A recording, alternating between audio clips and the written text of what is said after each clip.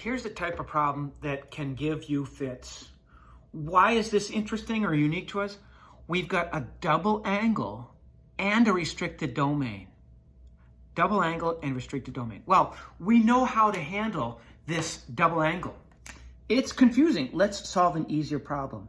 Let theta equal 2x. To give us 2 sine theta minus 1 equals 0. Add 1 to both sides. 2 sine theta equals 1. Divide by 2. Sine theta equals 1/2. So if I go to my unit circle, I'm saying A, S, T, C. Where is sine positive? Here and here. It's the y above. Sine is the y. So I have a quadrant 1 angle and quadrant 2 angle. And they're telling us opposite over hypotenuse is 1/2 over 1. Or simply on the unit circle, you could say the y is 1/2. That's what they've given us. So this is root 3 over 2. And here is negative root 3 over 2. Notice my triangles involve the x-axis. So reference angle is pi over 6 in both cases. And I can say theta equals pi over 6 and theta equals 5 pi over 6. Now, I know you're going to think I'm crazy, but I am going to find the general solution. I'm going to add 2 pi n to each of these. What are you doing, Mr. Curran? I thought you only did that when the domain was unrestricted. Yes, but it's a good anytime technique because think of the power of this general solution. It gives us all solutions. It gives us all solutions. So if we have all solutions, we could certainly pare down from all solutions to get the ones we want from 0 to 2 pi. Well, the implication of this is that now when we resubstitute, 2x is equal to pi over 6 plus 2 pi n. If I multiply each of these by 1/2, I get x is equal to pi over 12 plus multiply 1/2 pi n. There is one solution. Here, 2x equals 5 pi over 6 plus 2 pi n. If I multiply each and every term by 1/2, I get 5 pi over 12 plus pi n when I multiply by 1/2 and multiply by 1/2. So I've got my 2 general solutions. Notice this is all solutions. If I say x is equal to pi over 12 plus pi n and x is equal to 5 pi over 12 plus pi n. That's all solutions. Now I'm asking which ones are between 0 and 2 pi. And this is going to be a great technique for us when we talk about vectors as well. So I want to teach it to you now. When do I use this technique? When I have a multiple angle and a restricted domain.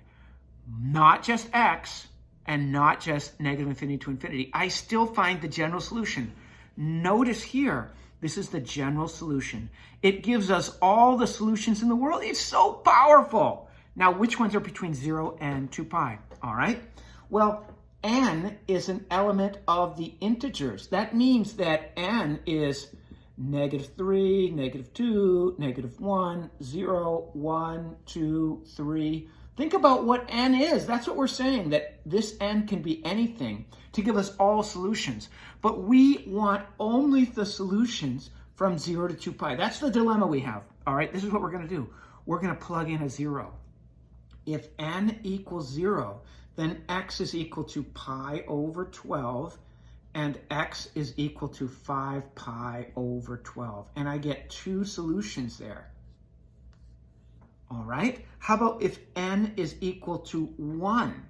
Then I'm plugging in 1 there, and I get x is equal to pi over 12 plus pi. Pi over 12 plus pi. Well, that's 12 pi over 12.